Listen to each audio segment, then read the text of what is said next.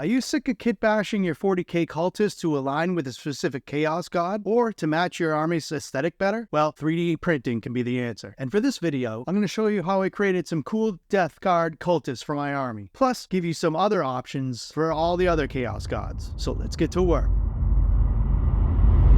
I wanted a 20-man squad of Chaos Cultists for my Death Guard army, and I had a game coming in 2 weeks. Did I want to pay over $100 for 20 Cultist models, and still need to make them look Death Guard in some way? No, not really. I feel like Games Workshop should do a better job supporting the main 4 Chaos Gods better in the Chaos Cultist box. So why don't they just include an upgrade sprue of all the Chaos God iconography and just add it to the box? You know why? Money. Long story short, this is where I turned to 3D printing to solve all my problems. And if you have a 3D printer, you should too. If you think GW should add an upgrade sprue to the Chaos Cultist box, then click that like button. It won't get GW to add one, but it might get this video seen by plenty of people that need help building cool Chaos Cultists for their army. I'm going to start with Papa Nurgle, the Plague God, the Lord of Decay.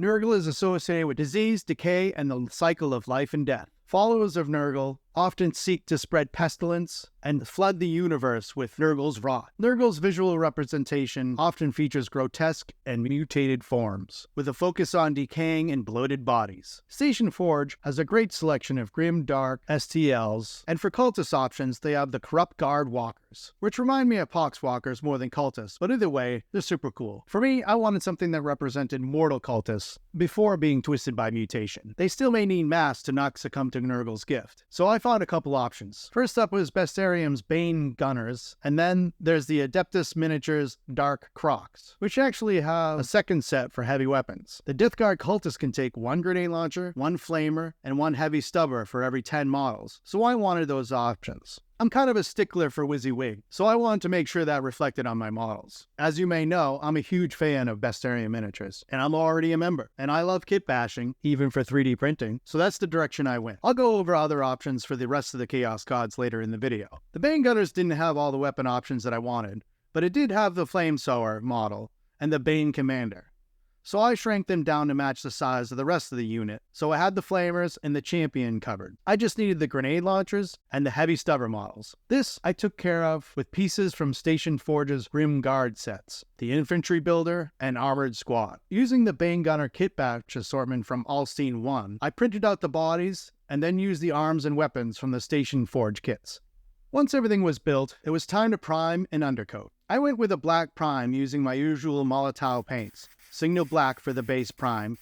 Then I went with Future Green, applying it only to the armor. If you've been watching my channel, then you know I like to use Molotov paints to prime. This is partly because of their strength, but secondly, they are already thinned for the airbrush out of the bottle, which really ups my speed when priming with multiple layers and colors. I'll often come in with this inks over the top, which also do not require thinning, which allows me to create a complex zenithal-based undercoat to start with, but very quickly. In this case, I went with Dalarouni Flesh Tint to add a lighter tone to zenithal the entire model from above. The Flesh Tint will also add some yellow to the green armor, so when I come over the top with a contrast military and green, I'll get a nice light to dark blend with a bit of yellow you often see on Death Guard with zero effort.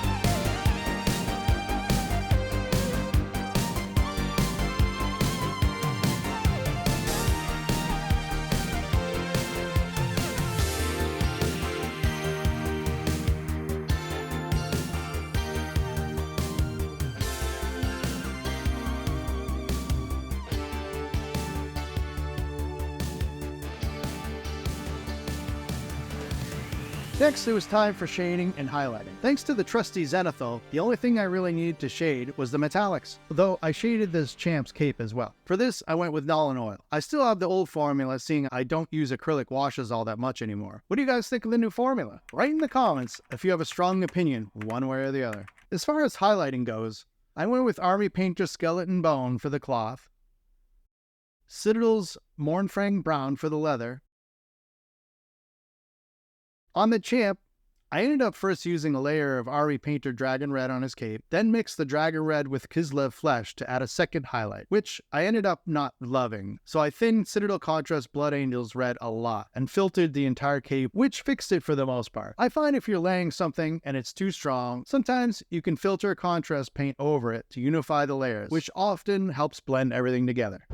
Khorne, the Blood God, epitomizes unbridled rage and violence. Skulls, blood, and gory trophies are common aesthetic for his followers. If you're looking for Khorne cultists, GW actually hooked you up with a pretty good kit called the Jackals. It's a pretty new kit, and it looks great, but if you're looking for alternatives, then check out the Oathbreakers from the Bestiarum Miniatures. These guys look great, and at $7 for 5 sculpts, $14 for all of them, they're pretty affordable.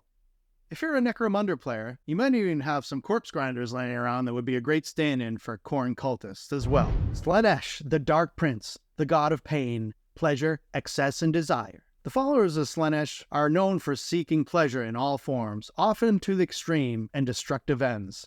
This pursuit of excess can lead them down a path of moral corruption and chaos. Here are a few options for your cultists. How about Lord of Prince Death Cultists?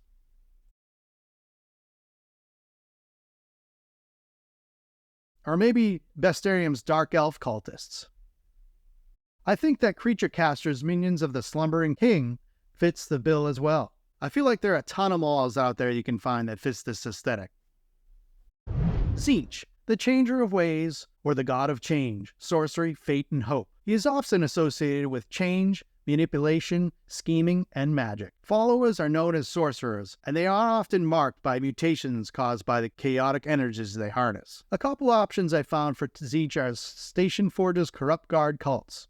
Or maybe, if you want to go with more of a mage aesthetic, the Rotberg Cultists of Melmora from the Artisan Guild. There are probably lots of options for fantasy cults if you want to go in that direction. But even GW has some options, like the Corvus Cabal from Warcry with that bird aesthetic. Or even the Delaque gang from Necromunda would be pretty sweet.